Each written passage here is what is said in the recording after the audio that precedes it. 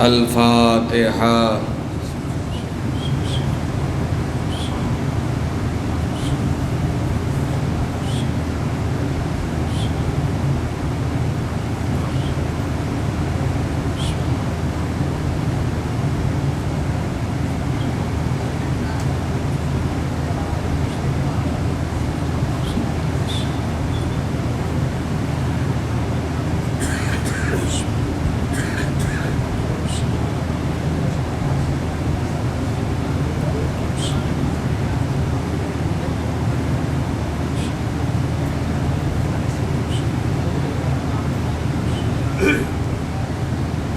أعوذ بالله من الشيطان اللعين الرجيم. بسم الله الرحمن الرحيم. الحمد لله رب العالمين. الصلاة والسلام على سيد الأنبياء والمرسلين والمخاطب طه وياسين وصاحب الدين الظاهر والزمان الباهر واللسان الذاكر والقلب الشاكر والآباء الأخابر والأمهات الطواهر والنبي الممجد والرسول المسدد سمي في السماء أحمد وفي الأرض أبي القاسم محمد.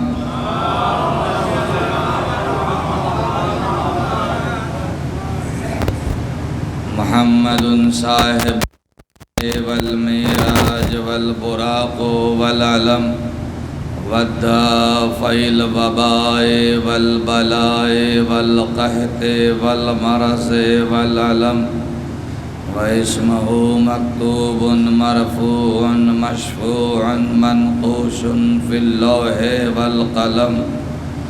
سید العرب والعجم وجسمه مطهر مقدس منور في البيت والحرم.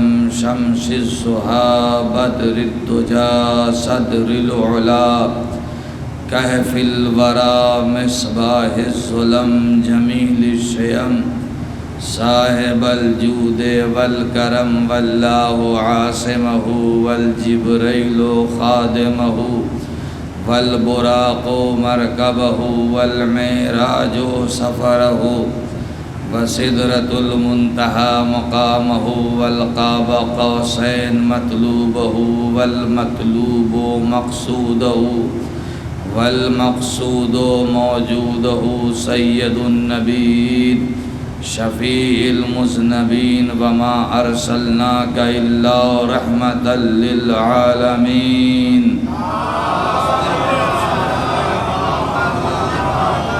وآلہ الطیبین الطاہرین المعصومین المظلومین المنتخبین المنتجبین غر المیامین آمین. الذین اذهب اللہ عنہم الرجس وطہرہم تطہیرا.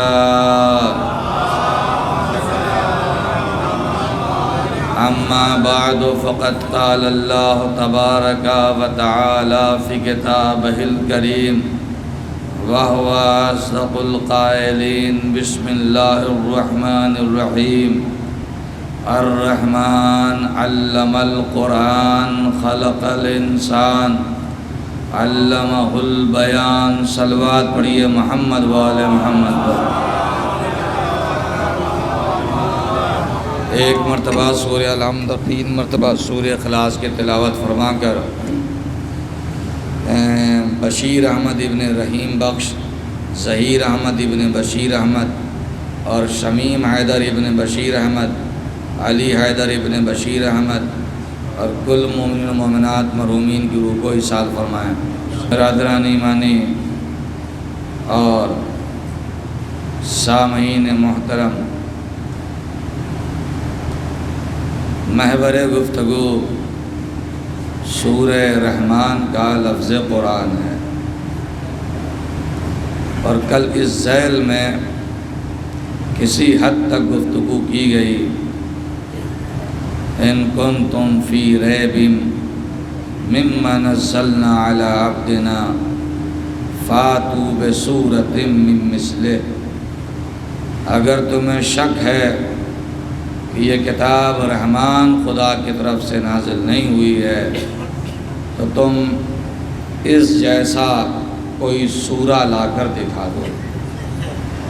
قُلْ إِنِ اجْتَمَعَتِ الْإِنسُ وَالْجِنُّ عَلَىٰ أَن يَأْتُوا بِمِثْلِ هَٰذَا الْقُرْآنِ، اور مقام افتخار پر کھڑے ہو کے قرآن نے کہا کہ اے انسان تیری اوقات کیا ہے، اگر تیرے ساتھ جنات بھی شامل ہو جائیں تو بھی تو اس قرآن کا جواب، اس قرآن جیسا کچھ بھی نہیں لا سکتا۔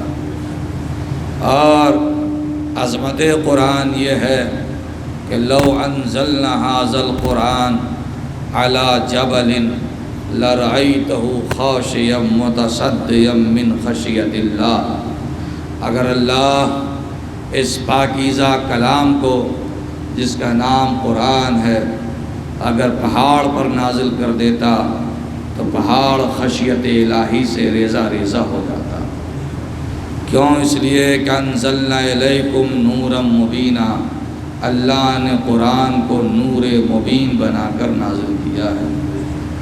اور نور کی خاصیت یہ ہے کہ فلما تجلی ربہ للجبل جعلہ دکا وخر موسیٰ صعقا، اس نور کی ہلکی سے چھوٹ جب کوہ طور پر پڑی تو کوہ طور ریزہ ریزہ ہوا اور موسیٰ بے ہوش ہو گئے۔ اور اس عظیم کتاب کو اللہ نے اِنَّا لَتُلَقَّى الْقُرْآنَ مِن لَّدُنْ حَكِيمٍ عَلِيمٍ، حکیم اور علیم پروردگار کی طرف سے یہ قرآن سیدھے سیدھے قلب محمد پر نازل ہوا۔ اس قرآن میں معجزات ہیں اور یہ قرآن معجزوں سے بھرا ہوا ہے۔ یہ زندہ معجزہ ہے، پائندہ معجزہ ہے جو باقی رہے۔ میرے عزیزوں اور میرے بھائیوں اور میرے ساتھیوں، عزا پر بیٹھنے والوں، قرآن میں کئی طرح کے اعجاز ہیں۔ اس میں اعجاز لفظی بھی ہیں، اعجاز عددی بھی ہیں، اعجاز حرفی بھی ہیں اور اعجاز حقیقی بھی ہیں۔ اعجاز لفظی کا مظاہرہ کل ہم نے وہ ایک سورہ پڑھ کر کیا کہ اِنَّا أَعْطَيْنَاكَ الْكَوْثَرَ فَصَلِّ لِرَبِّكَ وَانْحَرْ إِنَّا شَانِئَكَ هُوَ الْأَبْتَرُ۔ اس 8 لفظ والے 3 آیتوں والے اور 42 حروف والے سورے میں جو 3 مرکزی لفظ اللہ نے استعمال کیا، کوثر، انہر، ابتر، اس لفظ کو اللہ نے پھر پورے قرآن میں کہیں استعمال نہیں کیا۔ یہ ایک دم خالص ہے، منفرد ہے یہ لفظ سورہ کوثر کے لیے۔ اور ایسا اچھوتا لفظ لایا قرآن کہ خود یہ لفظ عرب کے ڈکشنری میں تو تھا ہی نہیں اور قرآن میں بھی کہیں اس سے پہلے نہیں آیا کہ جو بات سمجھ میں آتی کہ فلاں جگہ پر کوثر استعمال ہوا ہے اور وہاں اس معنی میں ہے تو یہاں بھی اسی معنی میں ہوگا۔ اسی لیے امت مسلمہ کوثر کے معنی سمجھ ہی نہیں پائی، اور میں تو کہتا ہوں کہ اچھا ہوا جو سمجھ میں نہیں آیا، اس لیے کہ جو جو چیز سمجھ میں آیا سب پر انہوں نے اپنا دعویٰ ٹھوک دیا۔ اللہ نے آدم کو خلیفہ بنایا تھا، ہم کو اور آپ کو خلیفہ نہیں بنایا تھا، مگر مسلمانوں نے دعویٰ ٹھوکا کہ آدم چونکہ ہمارے دادا جان تھے تو خلافت جب ان کو ملی تھی تو یہ میراث ہم تک پہنچے گی، بھئی دادا کی ملکیت ہے پوتا خود بخود خلیفہ بن جائے گا، لہذا نوت ہو بھی خلیفہ بننے لگا۔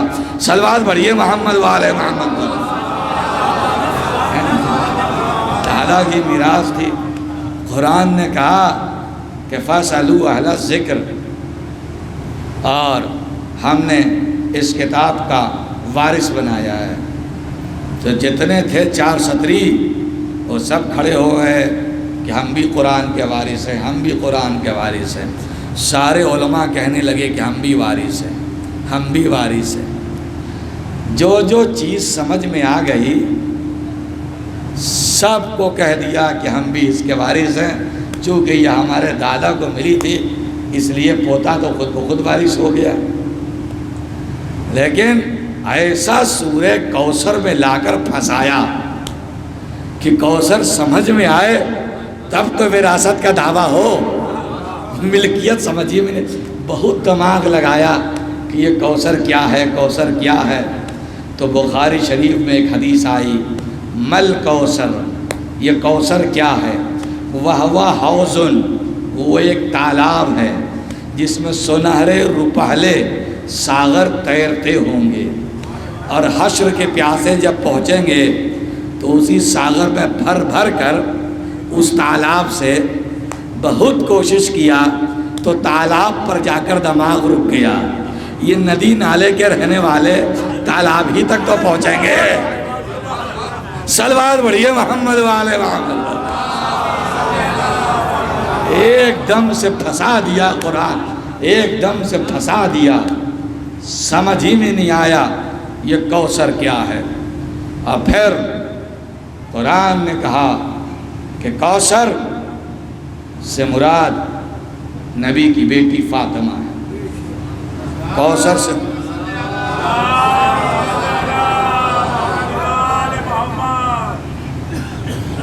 صلوات پڑھیے محمد والے محمد پر۔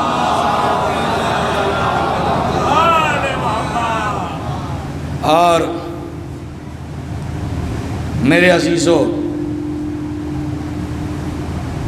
تو قرآن میں اعجاز عددی بھی ہیں، اعجاز حرفی بھی ہیں، اعجاز لفظی بھی ہیں، اور اعجاز حقیقی بھی ہیں۔ قرآن میں اعجاز عددی یہ ہے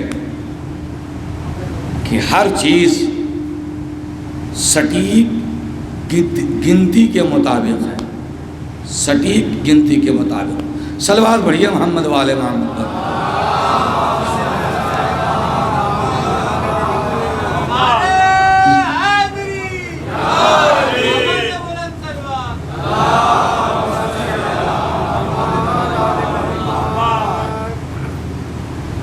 تو اس میں اعجاز حرفی بھی ہیں اور اعجاز عددی بھی ہے۔ اعجاز عددی کیا ہے؟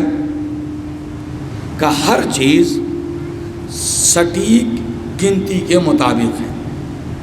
اپنی تعداد پر آپ نہ جائیے، بس ماحول بنا کے رکھیے، انشاءاللہ المستعان بات پہنچ کر رہے گی۔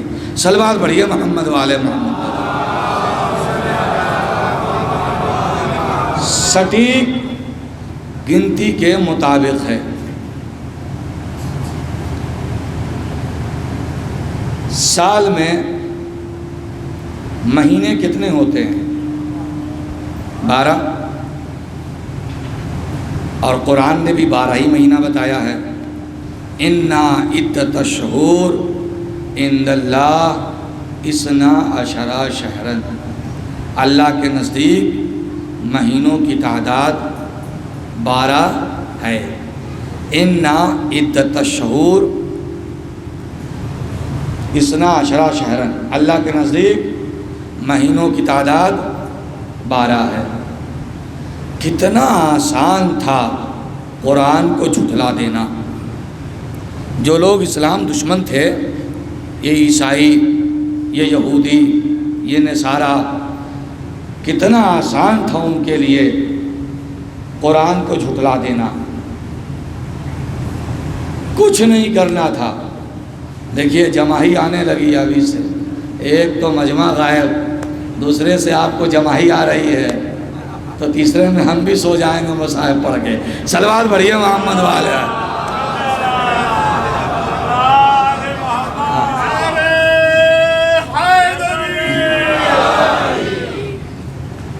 بھائی جدھر جماہی آئے گی ادھر کیمرہ گھما دیجئے گا, میری طرف مت رکھیے گا.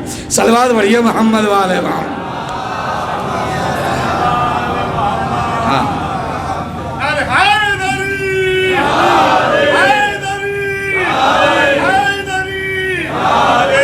محمد والے محمد پر بلندر صلوات.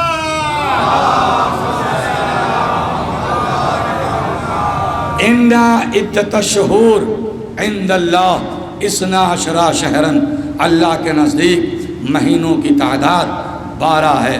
کتنا آسان تھا قرآن کو جھٹلا دینا. اتنے دشمن ہیں اسلام کے, یہ یہودی, یہ نصارہ, یہ کفار, اتنے متھا پیچی کر رہے ہیں قرآن میں عیب نکالنے کے لیے, نقص نکالنے کے لیے. کتنا آسان فارمولہ قرآن نے دے دیا تھا کہ تم, قرآن کہہ رہا ہے کہ مہینے 12 ہوں گے, تم کوئی ایسا کیلنڈر بناتے جس میں سال 12 مہینے کا نہ ہوتا, 11 مہینے کا ہوتا. پتہ نہیں غور نہیں کیا آپ نے.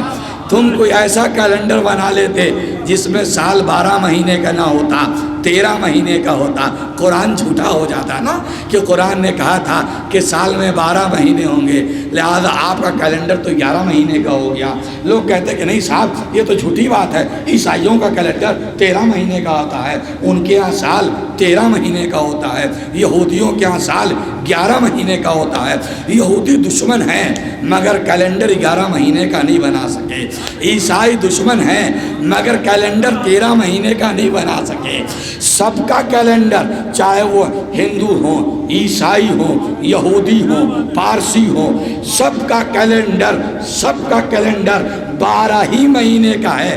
اے میرے دوستو, تم ساری کوشش کر کے تم جب کیلنڈر کو 11 یا 13 مہینے کا نہیں بنا سکتے, 12 قرآن نے کہہ دیا ہے تو 12 ہی رہے گا, تو ہادی بھی 12 ہی رہے گا. اسے نہ تم 13 کر سکتے ہو نہ 11 کر سکتے ہو. صلوات پڑھیے محمد والے.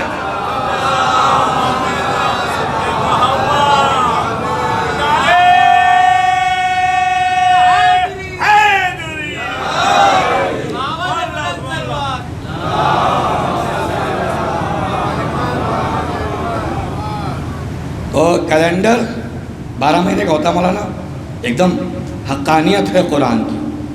1400 سال سے قرآن پکار رہا ہے کہ مہینے 12 ہوتے ہیں. کوئی آگے کھڑا ہو کے کہتے تھا کہ نہیں صاحب مہینے 13 ہوتے ہیں, قرآن تو جھوٹا ہو جاتا. اچھا کبھی آپ لوگوں نے یہ سوچا کہ اسلامک کیلنڈر چاند پر کیوں ہوتا ہے؟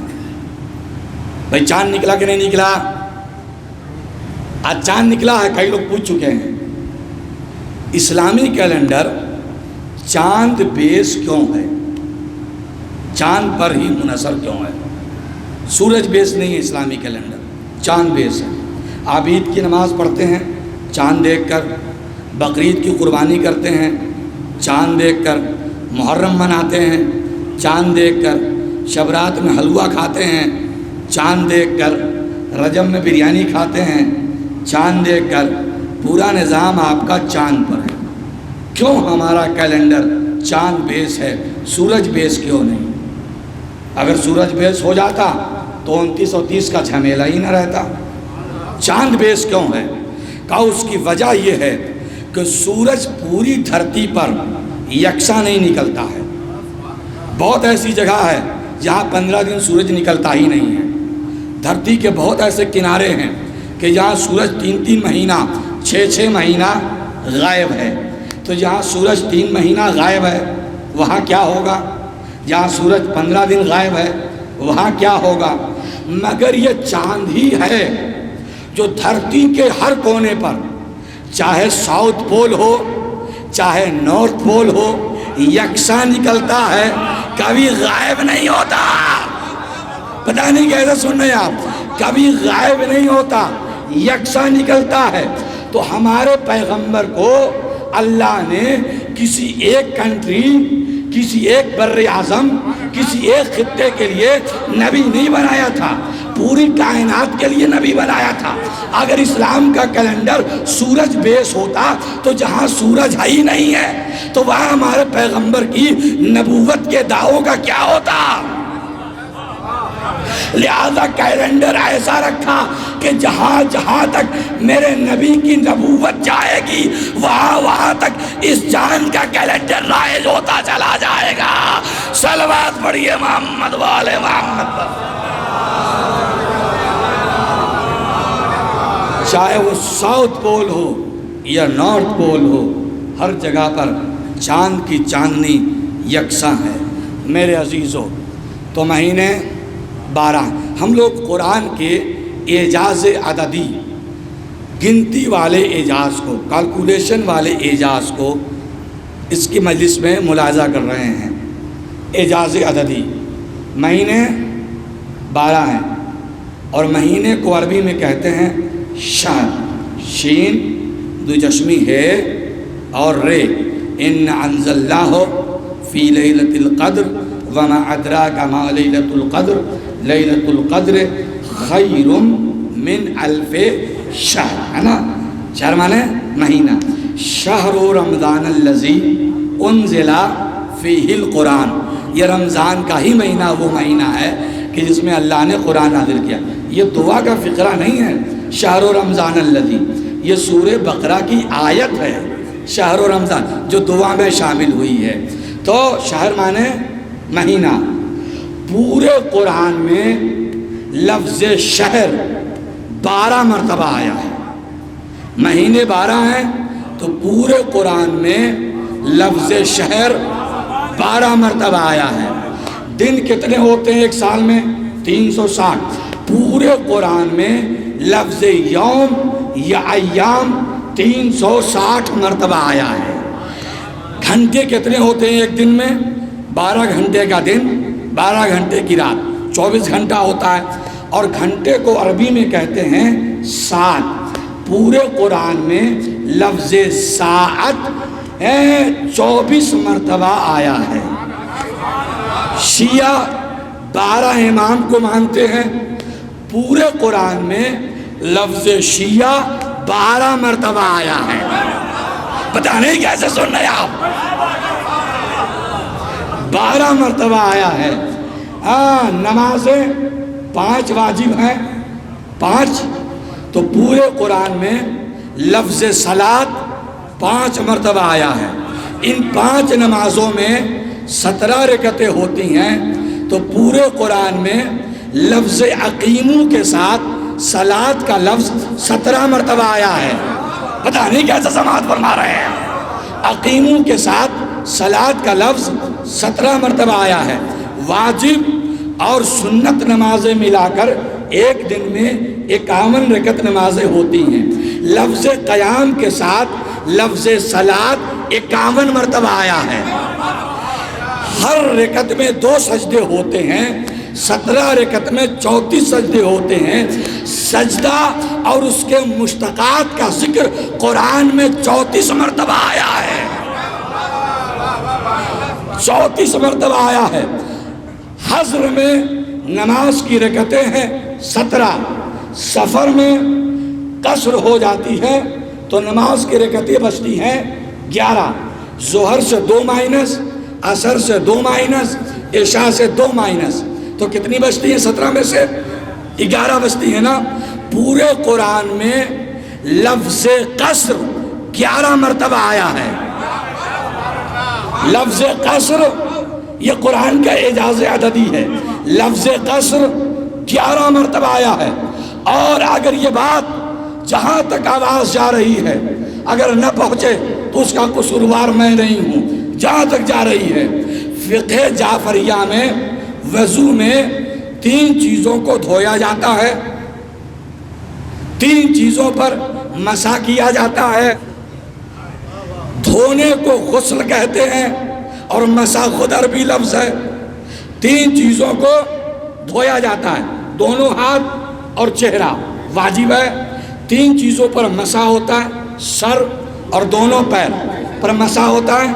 3 چیزوں کو دھویا جاتا ہے واجب، اور 3 چیزوں پر مسح ہوتا فقہ جعفریہ میں، اور دھونے کو کہا جاتا ہے غسل، اور مسح تو خود عربی لفظ ہے۔ تو پورے قرآن میں لفظ غسل 3 مرتبہ آیا ہے اور لفظ مسح 3 مرتبہ آیا ہے۔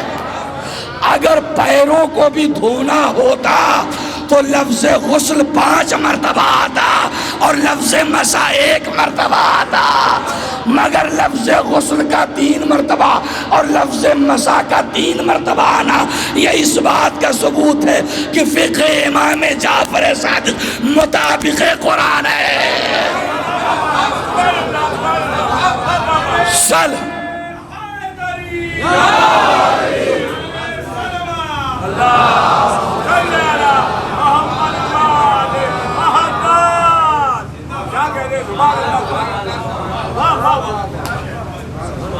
پورے قرآن میں لفظ غسل 3 مرتبہ، لفظ مسح 3 مرتبہ۔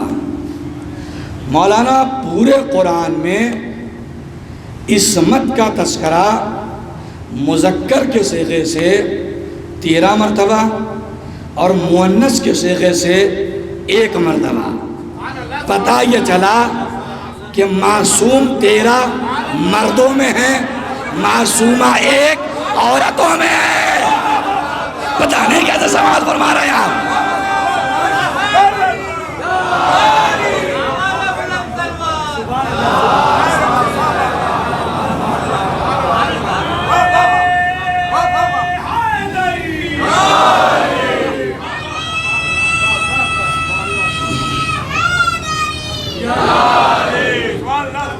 یہ قرآن کا اعجاز عددی ہے۔ میرے دوستوں، آپ نے اپوزٹ ورڈ سنا ہوگا، اپوزٹ ورڈ یعنی ضدین، متضاد ورڈ۔ یہ بچے جانتے ہوں گے، آپ لوگ جانے یا نہ جانے، اس لیے کہ آج کل بچپنے میں ہی ایک KG OG میں ہی اپوزٹ ورڈ پڑھا دیا جاتا ہے۔ آسمان کی ضد کیا ہے؟ زمین ہے، اور زمین کی ضد کیا ہے؟ آسمان ہے۔ اب ذرا اپوزٹ ورڈ کا کرشمہ قرآن میں آپ دیکھیے۔ گرمی کو کہتے ہیں حار، سردی کو کہتے ہیں برد۔ قلنا یا نار کونی بردم و سلامن علی ابراہیم، اے آگ تو ابراہیم پر ٹھنڈی ہو جا۔ تو برد مانے ٹھنڈا، حار مانے گرمی، بڑا ہے حار مانے گرمی۔ پورے قرآن میں لفظ حار 4 مرتبہ اور لفظ برد 4 مرتبہ، دونوں لفظ کا برابر آنا اس بات کا ثبوت ہے کہ حار برد کی ضد ہے اور برد حار کی ضد ہے۔ غور کر رہے ہیں آپ؟ پورے قرآن میں ابلیس کا لفظ 11 مرتبہ اور ابلیس سے پناہ مانگنے کا ذکر بھی 11 مرتبہ آیا ہے۔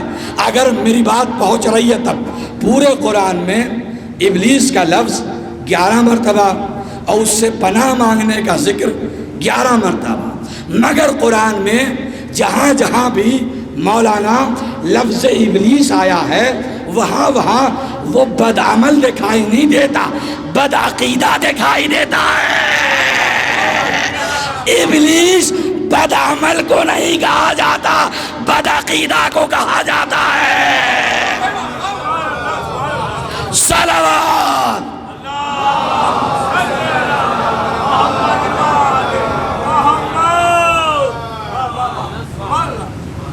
غور کر رہے ہیں آپ؟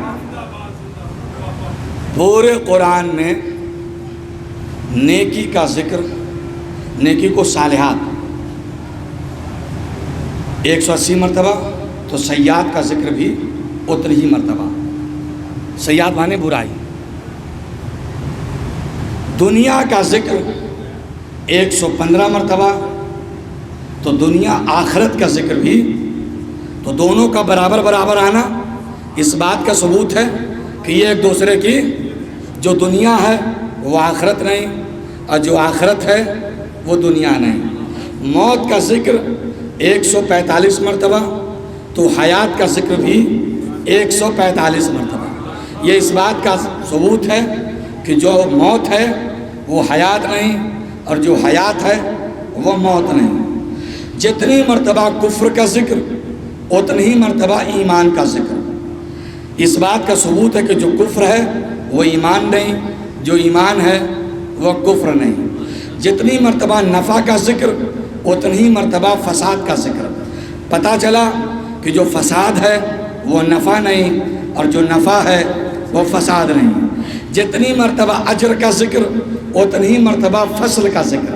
پتہ چلا کہ جو اجر ہے وہ فصل نہیں، اور جو فصل ہے وہ اجر نہیں۔ جتنی مرتبہ ملائکہ کا ذکر اتنی ہی مرتبہ شیاطین کا ذکر۔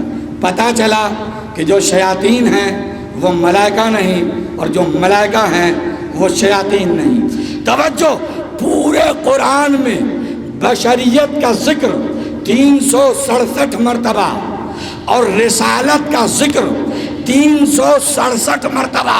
پتہ نہیں کیسے سن رہے آپ؟ پورے قرآن میں لفظ بشریت 367 مرتبہ، لفظ رسالت 367 مرتبہ، دونوں کا گنتی میں برابر آنا یہ اس بات کا ثبوت ہے کہ جو رسالت ہے وہ بشریت نہیں ہے، اور جو بشریت ہے وہ رسالت نہیں ہے۔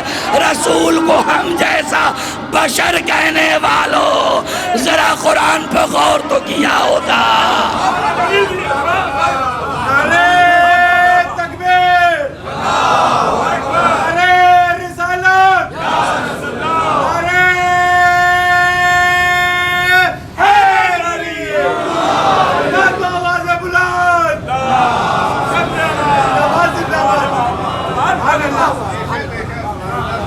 آپ جاگ رہے ہیں، ایک بہت قیمتی بات آپ کے سامنے رکھ رہا ہوں، کیونکہ کمبخت تیاگی نے بڑی بے چینی پھیلائی تھی۔ تو میرے نوجوان ذرا مشاہدہ کر لیں، قرآن کے 2 حفاظتی نظام ہے کم سے کم،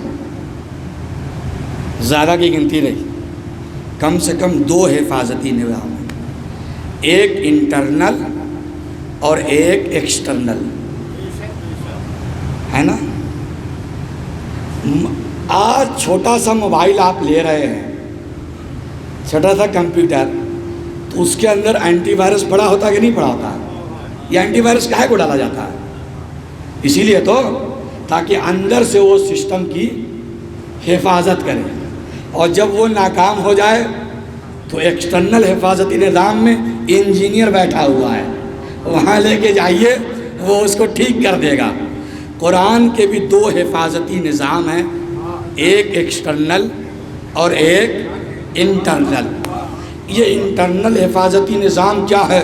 یہ پیغام ہے میرے دوستو، یہ خطابت نہیں ہے، یہ پیغام ہے۔ سن 1966 میں پہلی مرتبہ جب مصر یونیورسٹی کے راشد خلیفہ نے اس کو کمپیوٹر پر قرآن کو لوڈ کیا، اور جب کمپیوٹر سے حرف، لفظ، زبر، زیر کی گنتی شروع کی گئی تو یہ راز کھل کے سامنے آیا۔ حالانکہ علامہ سیوطی وغیرہ نے اپنی تفسیر میں ہلکے پھلکے اشارے کیے تھے مگر مکمل نہیں تھا۔ انٹرنل نظام، حفاظتی نظام، قرآن کے سورہ مدثر میں ایک آیت ہے، میری بات ریکارڈ ہو رہی ہے، اس کا مطلب یہ ہے کہ بعد میں بھی میری کہی ہوئی بات کو آپ چیک کر سکتے ہیں، پروف کر سکتے ہیں۔ قرآن کے سورہ مدثر میں ایک آیت ہے، علیہا 19 اور ہم نے اس پر 19 محافظین معمور کیے ہیں، ہم نے اس پر 19 موکل رکھے ہیں۔ یہ دنیا کو سمجھ میں نہیں آتا تھا کہ یہ 19 کیا ہے، یہ 19 موکل کیا ہے، لیکن جب 1966 میں قرآن کو کمپیوٹر پر لوڈ کیا گیا تب یہ راز کھلا کہ یہ 19 قرآن کا انٹرنل ایڈیٹر لاکنگ سسٹم ہے۔ انٹر لاکنگ سسٹم ہے. صلوات پڑھیے محمد والے میں پروف دے رہا ہوں. کہا کیسے؟ کہا کہ قرآن کا ہر حرف اپنی گنتی کے بعد اگر 19 سے کٹ جائے تو صحیح ہے، اگر 19 سے نہ کٹے تو کچھ گڑبڑ ہو گیا ہے. نہیں غور کر رہے ہیں، نہیں غور کر رہے ہیں. اگر 19 سے کٹ جائے تو صحیح ہے، نہ کٹے تو گڑبڑ ہے. کسی کے پاس موبائل ہے؟ موبائل لیو بیٹا، ہے موبائل تمہارے پاس؟ کسی کے پاس ہے موبائل؟ ذرا سا کیلکولیٹر کھولیے، صلوات پڑھیے محمد والے محمد پر. کیلکولیٹر کھول لیجیے آپ. قرآن کا آغاز ہے بسم اللہ الرحمن الرحیم سے. تو پہلا لفظ ہے اسم، دوسرا لفظ ہے اللہ، تیسرا لفظ ہے رحمان اور چوتھا لفظ ہے رحیم. پورے قرآن میں لفظ اسم 19 مرتبہ آیا ہے. کتنی مرتبہ؟ اور یہ 19 انٹرلاکنگ سسٹم ہے، یاد رکھیے گا. پورے قرآن میں لفظ اللہ 2698 مرتبہ آیا ہے. اب اس کو آپ 19 سے تقسیم کیجئے تو 19 کا پہاڑا 142 مرتبہ آپ پڑھیں گے. کیجئے موبائل پر 19 گڑے 142. 19 کا پہاڑا جب 142 پڑھیں گے تو 2698 ادھر دکھا دیجئے آپ ریکارڈنگ میں 2698 رزلٹ آ جائے گا. اب اگر کوئی ایک اللہ قرآن میں پڑھا دے 2698 کی جگہ پر 2699 کر دے تو یہ 19 سے نہیں کٹے گا. پکڑا گیا کسی نے پڑھا دیا ہے، یا ایک گھٹا دے تو پھر یہ 19 سے نہیں کٹے گا، پکڑا جائے گا کسی نے گھٹا دیا ہے. نہیں غور کیا آپ نے؟ نہیں غور کیا.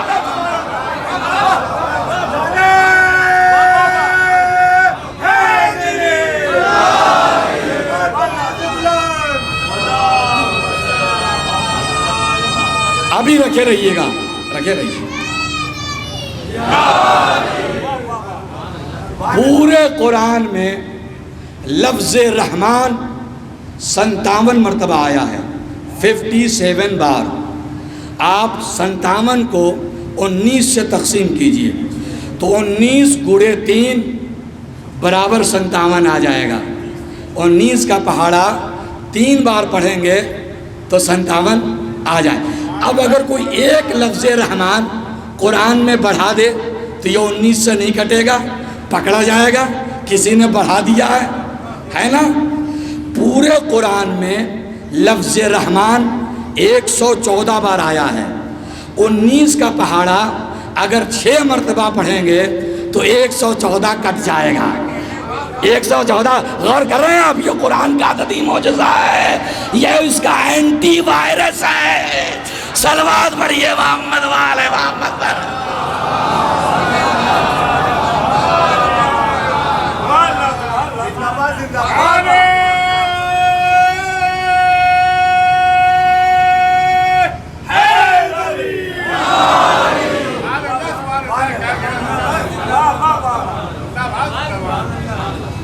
مولانا پورے قرآن میں بسم اللہ سوروں کے شروع میں 113 بار آیا ہے، جو 19 سے نہیں کٹتا ہے.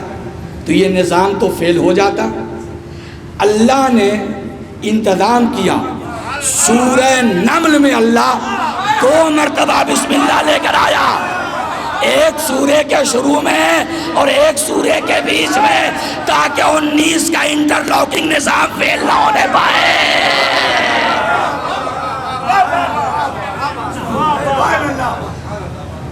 پورے قرآن میں جہاں کہیں بھی لوط اور ان کی قوم کا تذکرہ ہوا تو عربی میں لفظ آیا قرآن میں قوم لوطن، قوم لوطن، یہ لفظ آیا. قوم لوط، قوم لوطن، لوط کی قوم، قوم لوطن، لوط کی قوم. لیکن سورہ قاف میں قوم لوطن نہیں آیا، قوم لوطن نہیں آیا، اخوان لوطن آیا. یہ اخوانہ لوطن کیوں آیا؟ کہا کہ پورے سورہ قاف میں جتنی مرتبہ قاف استعمال ہوا ہے، بڑا قاف، اگر یہاں پر اخوان لوط کی جگہ پر قوم لوط آ جاتا تو ایک قاف بڑھ جاتا جو 19 سے نہیں کٹتا، لہذا اللہ نے یہاں پر لفظ بدل دیا، قوم لوطن کی جگہ پر اخوان لوط لایا تاکہ انٹرلاکنگ سسٹم بحال رہے۔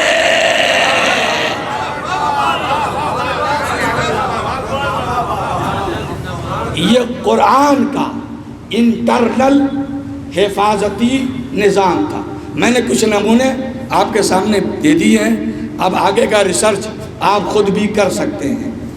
اس کے ہزاروں، ہر سورہ کے شروع میں حروف مقطعات آتا ہے، کوئی سورہ قاف سے شروع ہو رہا ہے، کوئی سورہ نون سے شروع ہو رہا ہے، تو آپ دیکھیں گے اس پورے شروع جو سورہ نون سے شروع ہے، نون والقلم، تو اس پورے سورے میں نون اتنے ہی بار آیا ہے جو 19 سے کٹ جائے،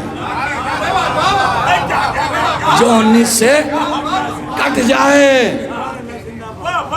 نہیں، آپ نے غور نہیں کیا میرے عزیزو۔ قرآن شروع ہوتا ہے بسم اللہ الرحمن الرحیم سے۔ ہر چیز کا ایک مان ہوتا ہے نا، میتھمیٹکس میں مان ہوتا ہے نا، تو بسم اللہ کا مان کتنا ہے؟ 786 ہے نا۔ بسم اللہ کا مان، ذرا سا کیلکولیٹر اٹھا لیجئے، بسم اللہ کا مان کتنا ہے؟ 700۔ وہاں لوگ کہیں گے مولوی صاحب بک کے چلے گئے، ثبوت ہی نہیں دیا۔ سلوات بڑھیے محمد والے محمد۔ مان دیکھ لیجیے آپ، بسم اللہ کا مان 786 ہے۔ کچھ نہ لکھیے، کلیئر کیجیے اس کو آپ، ہم جو بولیں گے وہ لکھیے۔ اللہ کا مان عدد ہے 66، لکھیے۔ مصطفیٰ کا مان عدد ہے 229، 66 پلس 229 کیجئے۔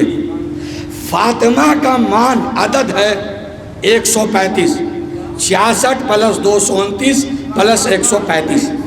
علی کا مان عدد ہے 110، پلس کیجئے، ٹھیک ہے۔ حسن کا مان ہے 118، پلس کیجئے 118۔ حسین کا مان ہے 128، پلس کیجئے 66 plus 229 plus 135 plus 110 plus 118 plus 128۔ ذرا زور سے بولیے کتنا آیا؟ کتنا آیا؟ اب سمجھ میں آیا کیوں کہا جاتا ہے اٹھو تو کہو بسم اللہ الرحمن الرحیم، بیٹھو تو کہو بسم اللہ الرحمن الرحیم، کھاؤ تو کہو بسم اللہ الرحمن الرحیم، چلو تو کہو بسم اللہ الرحمن الرحیم۔ اس لیے کہ یہی کائنات کی ابتدا بھی ہے، یہی کائنات کی امتحان بھی ہے۔ اگر دریا میں روانی ہے تو انہی کے دم سے ہے، اگر سورج میں روشنی ہے تو انہی کے دم سے ہے، اگر سبزوں میں ہریالی ہے تو انہی کے دم سے ہے۔ صلوات پڑھیے محمد وال۔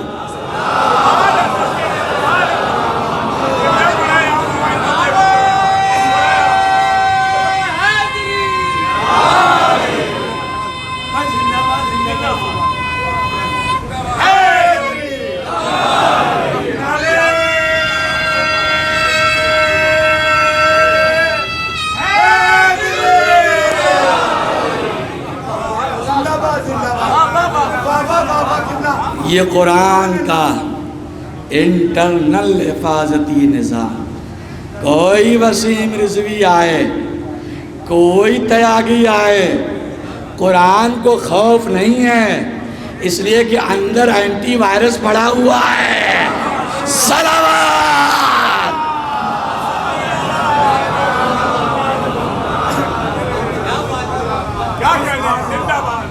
میرے عزیزو، اس لیے اٹھو تو کہو بسم اللہ، بیٹھو تو کہو بسم اللہ، اس لیے کہ بسم اللہ میں اللہ، محمد، علی، فاطمہ، حسن، حسین جو چھپے ہوئے ہیں، پوشیدہ ہیں۔ اب راز سمجھ میں آیا۔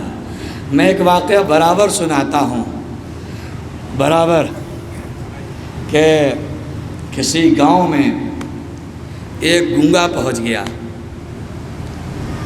گونگا جو ہے اشاروں سے کچھ مانگ رہا تھا. ادھر سے ایک پہلوان صاحب کا جو روزانہ جم جاتے تھے گزر ہوا. تو پہلوان تھے، جیب میں کاجو بھی تھا، بادام بھی، پستہ بھی. انہوں نے سمجھا کہ لگتا ہے کہ گونگا میری برادری کا ہے، کاجو بادام مانگ رہا ہے. ایک جیب سے کاجو نکالا، دوسرے جیب سے بادام، لے کھا لے.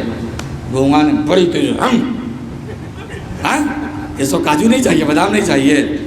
گونگا ہے مگر لالچی نہیں ہے. سربات بڑھیا مگر لالچی نہیں ہے. دے جا بھائی. تو اتنے میں ایک صاحب اور ادھر سے گزر رہے تھے، اور وہ مولوی صاحب تھے، ہماری برادری کے تھے. ہم کو تو شوگر ہو گیا، چھوٹ گیا مولانا، لیکن برادری ہماری ہی تھی. ان کے پاس جو ہے حلوہ ولوا، ہاں میٹھی میٹھی چیزیں جو تھی وہ سب لیے جا رہے تھے. جو گونگا اشارہ کرنے لگا تو انہوں نے کہا کہ لگتا ہے کہ یہ میری برادری کا ہے. پہلوان سے کہا ہم سمجھ رہے ہیں کیا مانگ رہا ہے. اور اس کے بعد ٹفن کیریئر سے ایک دم حلوہ ولوا نکال کر کے پیش کیا، لے کھا لے. گونگے نے زور سے جھٹکا، ارے یہ تو اس کو حلوہ بھی نہیں چاہیے، کیا چاہیے بھائی. بڑی چکرا گئے لوگ، مجمع جٹ گیا. اتنے میں ایک بزرگ آ رہے تھے. بزرگ کی بڑی اہمیت ہوتی ہے. 1 من علم پر 9 من تجربے کی ضرورت ہوتی ہے. 1 من علم پر 9 من تجربہ. بزرگ کی بڑی اہمیت ہوتی ہے. بزرگ ادھر سے آ رہے تھے، دیکھا بھیڑ لگی ہوئی، پہنچ گئے. کیا ہوا بھائی، کیا ہوا؟ کہا کہ گونگا پتہ نہیں اشارے سے کیا مانگ رہا ہے. ہم نے کاجو دیا، انکار کر دیا. انہوں نے کہا ہم نے بادام دیا، انکار کر دیا. انہوں نے کہا ہم نے حلوہ دیا، انکار کر دیا. سمجھ ہی میں نہیں آ رہا گونگا کیا کہہ رہا ہے. تو بوڑھے میاں نے کہا کہ بیوقوف ہو، گونگا کی بات تمہیں سمجھ میں آئے گی؟ کہا پھر؟ کہا کہ اگر تم سمجھنا چاہتے ہو کہ گونگا اپنے اشاروں میں کیا مانگ رہا ہے تو تم اس آغوش کو تلاش کرو جس آغوش میں پل کر یہ گونگا جوان ہوا ہے. وہ گود بتائے گی کہ گونگے کے کس اشارے کا کیا مطلب ہے، کس اشارے کا کیا مطلب ہے. قرآن ہے، قرآن صامت، اس میں اشارے ہیں. کس آیت سے کیا اشارہ ہو رہا ہے. اگر اٹکل سے ٹٹولو گے تو پہلوان اور ملی صاحب والی حشر ہوگی. اگر تم جاننا چاہتے ہو اس کے اشارے کا کیا مطلب ہے تو تم اس گود کو تلاش کرو جس گود میں کھیل کر قرآن جوان ہوا ہے. اور جس گود میں کھیل کر قرآن جوان ہوا ہے اس گود کا نام ہے فاطمہ، حسن اور حسین. صلوات پڑھیے محمد والے.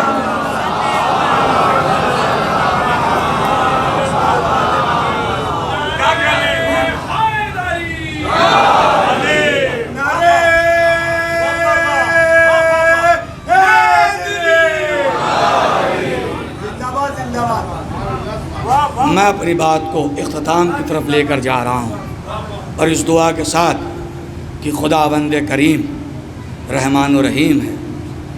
ان مسلسل تقاریر میں اگر کہیں پر کوئی کجی رہ گئی ہو، مسلسل آیات کی تلاوت میں اگر کہیں پر کوئی زیر زبر کا فرق آ گیا ہو تو خدایا کریم ہے تو اسے معاف فرما دینا. اس کے کمزور پہلوؤں پر، میرے بیان کے کمزور پہلوؤں پر تو پردہ ڈال دینا اور اس کے مضبوط پہلوؤں کو مومنین کے دل و دماغ میں راسخ کر دینا. اور خداوند عالم جو کی مجلس میں شرکت کرتے رہے ان کی توفیقات میں اضافہ فرما. ہمیں قرآن سمجھنے والا، قرآن پڑھنے والا اور اہل بیت سے محبت کرنے والا قرار دے. میرے عزیزوں اور میرے بھائیوں، تو قرآن کا 2 نظام ہے، ایک انٹرنل حفاظتی نظام، ایک ایکسٹرنل حفاظتی نظام. انٹرنل حفاظتی نظام کے ہم نے کچھ نمونے آپ کے سامنے پیش کیے. بس ایک نمونہ ایکسٹرنل حفاظتی نظام کا، اور اس کے بعد مصائب پڑھوں گا اور ختم و دعا۔ میرے عزیزو، ایک چھوٹا سا آپ مجلس کا رقعہ بناتے ہیں، چھوٹا سا رقعہ، 3 پروف کے بعد وہ دیوار پر لگتا ہے، 3 پروف ہوتا ہے، اس کے بعد وہ دیوار پر لگتا ہے۔ اس کے بعد بھی مولوی صاحب گزرے، کہا بھائی کسی سے چیک وک نہیں کرایا تھا؟ کہا کیا ہوا؟ ارے میاں مجلس کا جیم کا نقطہ ہی غائب ہے کہ نہیں یہ حقیقت؟ اتنے پروف کے بعد، 3 پروف کے بعد ایک چھوٹا سا رقعہ دیوار پر لگتا ہے تو پتہ چلتا ہے کہ کچھ نہ کچھ کمی رہی گئی ہے نا، کہیں نقطہ چھوٹ گیا، کبھی زبر چھوٹ گیا، کبھی لفظ چھوٹ گیا، کبھی حرف چھوٹ گیا، یہ کمی رہ جاتی ہے۔ آپ نے محسوس کیا ہوگا، رہتی ہے کہ نہیں رہتی ہے کمی؟ رہ جاتی ہے کمی۔ لیکن یہ قرآن پوری دنیا کے پریس میں چھپ رہا ہے، شری لنکا میں بھی چھپ رہا ہے، بنگلہ دیش میں بھی چھپ رہا ہے، افریقہ میں بھی چھپ رہا ہے، ہندوستان میں بھی چھپ رہا ہے، کینیڈا میں بھی چھپ رہا ہے، امریکہ میں بھی چھپ رہا ہے، ایران میں بھی چھپ رہا ہے، عراق میں بھی چھپ رہا ہے، برما میں بھی چھپ رہا ہے، ایسی کنٹریوں میں چھپ رہا ہے جہاں کے لوگ عربی جانتے ہی نہیں ہیں۔ پوری دنیا میں قرآن چھپ رہا ہے، لیکن جب چھپ کر باہر آتا ہے تو لفظ کی غلطی تو دور، حرف کی غلطی تو دور، زبر اور زیر کی بھی غلطی نظر نہیں آتی۔ نہیں محسوس کر رہے ہیں؟ زبر اور زیر کی بھی غلطی نظر نہیں آتی۔ یہ کیوں غلطی نہیں ہے؟ ہم اگر پروف کرنے والے ہیں تو ہم تو وہ ہیں جو ایک صفحے کے مجلس کا رقعہ پروف نہیں کر سکتے، ایک صفحے کا مجلس کا رقعہ پروف نہیں کر سکتے۔ یہ 30 پاروں کا قرآن چھپ رہا ہے اور اس میں کوئی غلطی نہیں، کوئی خامی نہیں۔ ایسا کیوں ہے؟ کب آیا ایسا؟ اس لیے کہ قرآن لاوارث نہیں ہے، پسے پردے غیب سے کوئی اس کا پروف کر رہا ہے، کوئی اس کی نگرانی کر رہا ہے۔ صلوات پڑھیے محمد۔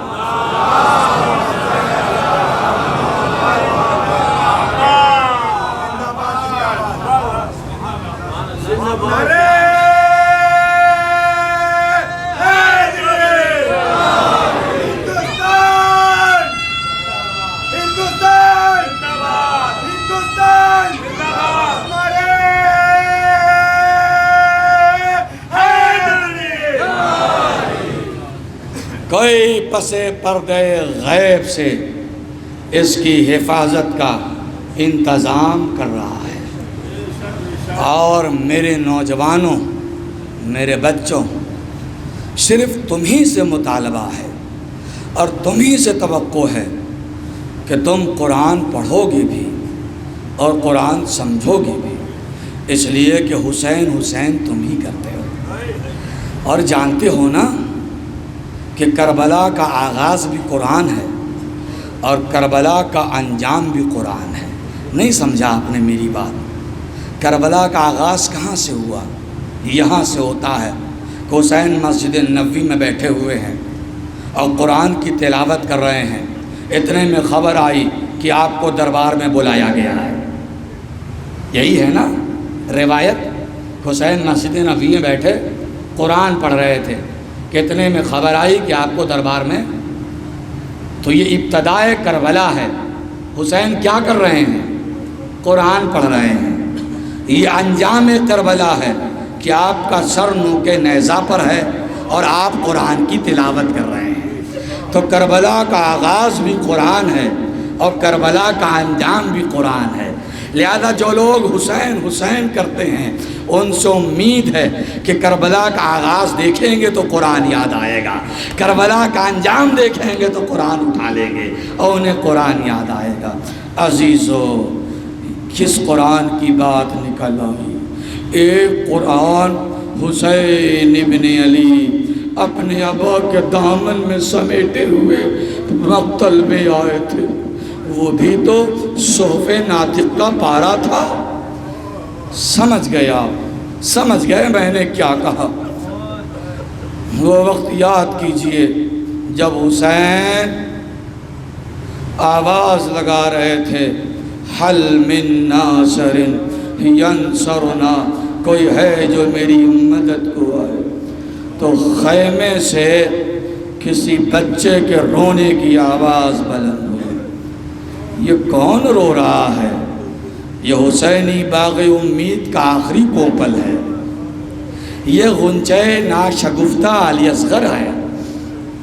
حسین پلٹے، خیمے کے در پر آئے، آواز لگائی، رباب لاؤ میرے بیٹے کو میرے حوالے کر دو، میں سمجھ گیا اپنے بیٹے کے گریے کا مقصد۔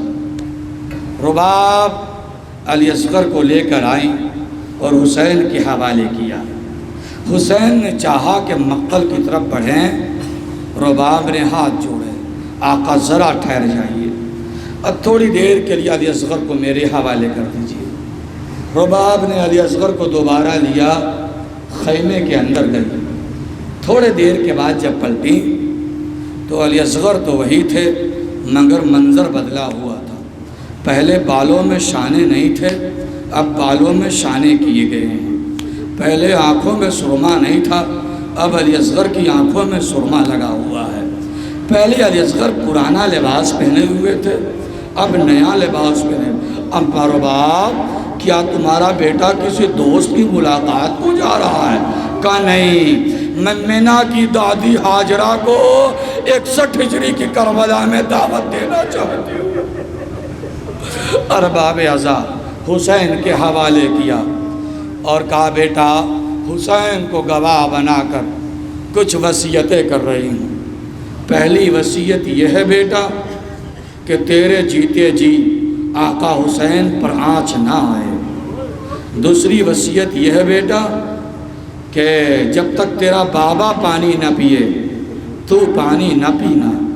اور تیسری وصیت یہ ہے کہ جب تو شہید ہو جائے گا تو دادی فاطمہ تجھے اپنی آغوش میں لے گی۔ عورتوں کی نگاہیں بڑی حساس ہوتی ہیں، جب تیری دادی تجھے دیکھیں گی تو یہ کہیں گی کہ بیٹا تیری ماں نے تیرے بالوں میں شانے کیے، آنکھوں میں سرمے لگائے، نئے لباس پہنائے، اے بیٹا تیرے ماں نے تیرے چہرے پر پانی کی چھینٹ کیوں نہیں ماری جو تیرے چہرے سے گرد اڑ رہی ہے؟ تو ہاتھ جوڑ کر کہہ دے گا دادی اماں علی اکبر پیاسے شہید ہو گئے، قاسم پیاسے پامال ہو گئے، اونو محمد پیاسے مارے گئے، کہتے آپ ہے دادی اماں۔ آپ کی آوازیں بلند ہوئی، اماں رباب کو تسلیت حاصل ہوگی۔ عزیزو حسین لے کر میدان قتال میں آئے، دشمن اعداء کے مد مقابل کھڑے ہوئے اور کہا اے لوگوں میری تمہاری نگاہ میں ممکن ہے میں خطا کار ہوں، لیکن یہ بچہ تو خطا کار نہیں ہے، یہ تو ابھی 6 مہینے کا ہے، اس سے تو مطالبہ بیعت ہو بھی نہیں سکتا، یہ تو خطا کار نہیں ہے، پانی پلا دو، 2-4 گھونٹ پانی پلا دو۔ کوئی جواب نہ آیا، سناٹا تھا۔ پھر حسین کہتے ہیں اما یرونہ کیف یتلذع عطشاً، کیا تم نہیں دیکھتے کہ بچہ پیاس کی شدت سے اپنے سوکھے ہوئے ہونٹوں پر کیسے زبان پھرا رہا ہے؟ چند قطرے پانی پلا، کوئی جواب نہ آیا۔ حسین نے علی اصغر کو مقتل کی زمین پر رکھ دیا، کیا ممکن ہے کہ تم یہ سمجھ رہے ہو کہ اس کے ذریعے میں پی لوں گا؟ لے جاؤ، پلا کر لے آؤ۔ کوئی جواب نہ آیا۔ حسین نے علی اصغر کو اپنی آغوش میں لے لیا۔ ادھر قاتلوں کے چھرمٹ سے آواز آئی، اقطع اقطع کلام الحسین، حسین کے کلام کو منقطع کر ہرملہ نے چلے کمان میں ہاتھ ڈالا، ایک تیر نکالا، دیکھا اور رکھ دیا، دوسرا تیر نکالا، دیکھا اور رکھ دیا۔ اب کی بار جو نکالا وہ تیر 1 بھال کا نہیں، 2 بھال کا نہیں، وہ 3 بھال کا ہے، جو ہاتھیوں کو مارنے کے لیے استعمال ہوتا تھا۔ حسین کی آغوش میں علی اصغر تھے، اس طرح سے کہ چہرہ آسمان کی طرف تھا، یہ حصہ لشکر یزید کی طرف تھا، یہ حصہ حسین کی طرف تھا۔ ادھر سے ہرملہ نے 3 بھال کا تیر چلایا۔ سنیں گے ارباب مقاتل نے کیا لکھا ہے؟ من الاذن الی الورید، کان اور گردن کے بیچ کے حصے کو چیرتا ہوا تیر اس پار سے گزر کر حسین کے بازو میں پیوست ہو گیا۔ تیر 3 بھال کا تھا نا، جب یہ تیر لگا تو علی اصغر کی شہادت کیسے ہوئی اس کا آپ تصور بھی نہیں کر سکتے۔ ہر رباب کا یہ جملہ ضرور کچھ بتاتا ہے کہ میرے بیٹا، کیا تیرے عمر کے لوگ بھی نہر کیے جاتے ہیں؟ لفظ نہر رباب نے استعمال کیا، لفظ زبا استعمال نہیں کیا۔ لیکن وہ کیسا منظر تھا، آئیے میرے ساتھ مدینے چلیے تاکہ علی اصغر کی شہادت کو سمجھا جا سکے، ایک ماں کے دل سے سمجھا جا سکے۔ منہال آئے ہوئے ہیں، سلام علیکم یا علی ابن الحسین، امام علی مقام آپ پر ہمارا سلام۔ علیکم السلام منہال، خیریت تو ہے؟ کہ مولا سب خیریت ہے، مختار آپ کے دشمنوں سے حساب لینے میں لگے ہوئے ہیں۔ کہ منہال تم کوفہ کب جاؤ گے؟ کہ مولا کچھ کام ہے ضروری، نپٹا کر کوفہ جاؤں گا۔ کہ منہال جب کوفہ جانا تو چچا مختار کو میرا سلام کہنا، مظلومی امام تو محسوس کیجیے، مختار کو میرا امام چچا کہہ رہا ہے۔ منہال کوفہ آئے، اس وقت مختار خطبہ دے رہے تھے۔ منہال اور مختار کی نظریں چار ہوئی۔ مختار نے اشارہ کیا، خبردار ابھی پیغام نہ سنانا، بے ادبی ہو جائے گی، امام کا پیغام منبر پر بیٹھ کے سنو، نہیں نیچے آنے دیں۔ جب مختار زمین پر آئے، فرش پر، کہا کہ اب بتا میرے امام نے کیا پیغام دیا ہے؟ کہا کہ امام نے کہا ہے آپ کو سلام کہا ہے، اور کہا ہے کہ اماں رباب ابھی تک دھوپ میں بیٹھی ہے۔ مختار بیٹھے تھے، کھڑے ہو گئے، آواز دیا اپنے سپہ سالار کو، سپہ سالار حاضر ہوا، جتنی جلدی ہو قاتل علی اصغر کو گرفتار کیا جائے اور میرے سامنے پیش کیا جائے۔ کچھ ہی گھنٹے میں ہرملہ پکڑا گیا، مختار کے سامنے مختار کے سپہ سالار نے ہرملہ کو کھڑا کر دیا زنجیروں میں جکڑ کر۔ مختار ہرملہ سے مخاطب ہوتے ہیں، اے ہرملہ بتا، علی اکبر 18 سال کے جوان، مگر ان کی ماں دھوپ میں نہیں بیٹھی ہے۔ قاسم پامال ہو گئے، مگر ان کی ماں دھوپ میں نہیں بیٹھی ہے۔ عباس کے بازو کٹ گئے، مگر ام البنین دھوپ میں نہیں بیٹھی ہیں۔ زینب کا سرمایہ لٹ گیا، مگر زینب دھوپ میں نہیں بیٹھی۔ یہ ظالم، تو نے علی اصغر پہ کون سا ظلم ڈھایا کہ اماں رباب اب بھی دھوپ میں بیٹھی ہے؟ یہ سننا تھا۔ ہرملہ کہتا ہے مختار نہ پوچھو تو زیادہ اچھا، تم برداشت نہ کر سکو گے، کہنے تجھے بتانا ہوگا۔ کہا نہ پوچھو مختار، نہ پوچھو، کہنے تجھے بتانا ہوگا۔ جب مختار نے اصرار کیا تو ہرملہ کہتا ہے کہ میں کھول کر تو نہیں بتا سکتا، بس اشارے میں بتا دیتا ہوں، سمجھنا ہو تو سمجھ لینا۔ کہا بتا۔ یہ مختار، تم نے مچھلی کو پانی سے باہر آ کر مرتے دیکھا ہے؟ کہا کہ ہاں دیکھا ہے۔ کہا بتاؤ مختار کیسے مرتی ہے؟ کہا جب پانی سے باہر آ جاتی ہے تو پہلے کروٹیں بدلتی ہے، کروٹیں بدلتی ہے، اور آخر میں ننھا سا منہ کھولتی ہے، جس کا مطلب ہوتا میں پیاسی مر رہی ہوں۔ ہرملہ کہتا جب میں نے تیر چلایا، تیر علی اصغر کو لگا تو علی اصغر باپ کے ہاتھ پر ایسے پلٹے جیسے مچھلی کروٹیں بدلتی ہے۔ آخر میں علی اصغر نے ننھا سا منہ کھولا، جس کا مطلب تھا بابا میں پیاسا شہید ہو رہا ہوں۔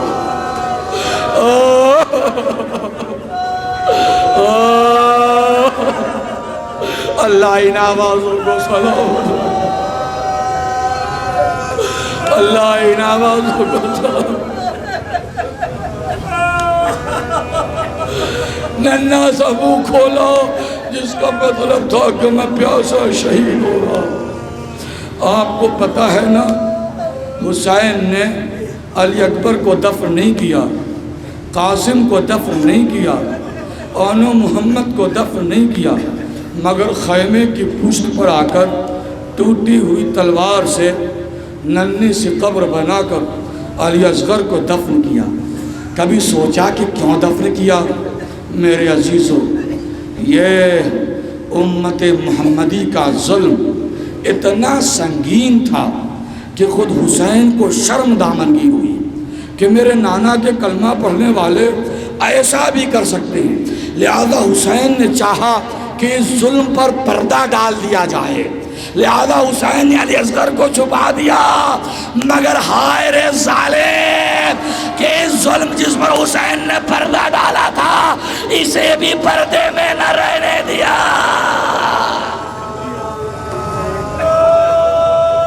اب میں اپنی ماں اور بہنوں کو متوجہ کرنا چاہتا ہوں، اگر ان تک میری آواز پہنچ رہی ہے تب، بالخصوص انہیں جن کی آغوش میں دودھ پیتا بچہ ہو۔ اللہ نہ کرے کسی ماں کا مقدر رباب جیسا ہو۔ آپ جانتے ہیں نا حسین نے علی اصغر کو دفن کر دیا تھا۔ بعد شہادت حسین سروں کے گنتی کی جانے لگی، سارے سر موجود تھے، ایک سر کم تھا، خیمے جل چکے تھے، بیویاں کھلے صحرا میں بیٹھی ہوئی تھی، طلایا بیٹھی ہوئی تھی، زینب، رباب، ان کے پہلو میں ٹوٹی پھوٹی ہوئی سکینہ بیٹھی ہوئی ہے۔ ادھر ایک سر کم، نقارہ بجا۔ فضہ خیریت تو ہے، اب نقارہ کیوں بج رہا ہے؟ خبر لے کر آؤ۔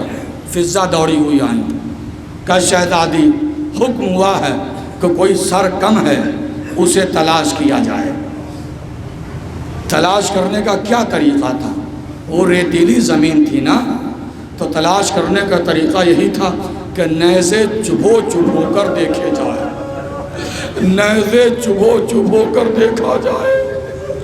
عزیزو یزیدی فوجی خیمے کی پشت پر نیزہ چبھو چبھو کر دیکھنے لگے۔ اچانک سے ایک مرتبہ جو نیزہ زمین میں مارا تو علی اکبر کے جنازے میں پیوست ہوا۔ اب جو نیزہ نکلا تو نیزے میں علی اصغر بھی پھنس کر باہر آئے۔ فوج میں شور مچا، ہم نے پا لیا، ہم نے پا لیا۔ اللہ کسی ماں کو یہ منظر نہ دکھا ہے۔ رباب کے بغل میں سکینہ بیٹھی ہوئی تھی، جو شور بلند ہوا تو سکینہ کی نظر ادھر گئی، دھیرے سے اماں سے کہتی ہے، اماں اماں وہ دیکھو اماں، وہ دیکھو اماں۔ اب جو رباب نے دیکھا تو کیا دیکھا؟ نیزے پر ننھے ننھے ہاتھ اور پیر جھول رہے ہیں۔ علی اصغر کا جنازہ نیزے پر معلق ہے، ننھے ننھے ہاتھ اور پیر جھول رہے ہیں۔ انا للہ و انا الیہ راجعون۔ لعنۃ اللہ علی قوم الظالمین۔ سیعلم الذین ظلموا أي منقلب ينقلبون